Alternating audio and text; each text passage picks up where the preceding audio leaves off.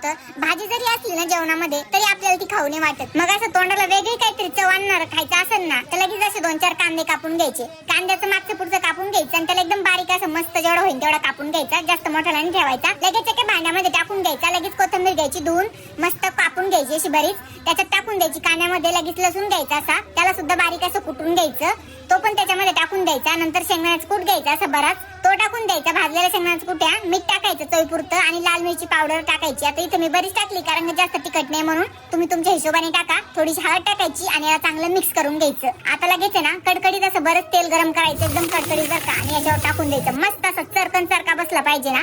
आता मिक्स करून घ्यायचं याला आणि नंतर थोडंसं लिंबू पिळायचं. जास्त पण नाही, जास्त आंबट चांगले नाही लागत. मग थोडंसं पिळायचं, चांगलं मिक्स करायचं आणि आता लगेच जेवायला बसायचं. बघा तुम्ही जेवणामध्ये काय 4 चांद लावते. एवढी भारी लागते नाही, पटकन होते आणि टेस्टी सुद्धा खूप लागते. तर इथून वर भाजी जर नसली ना तर ही अशी चटणी बनवून खायची आणि दुसऱ्याला पण खाऊ घालायची. बघा तुमची कशी तारीफ करते ते. तर तुम्ही एकदा नक्की बनवून बघा आणि मला कमेंट करून नक्की सांगा.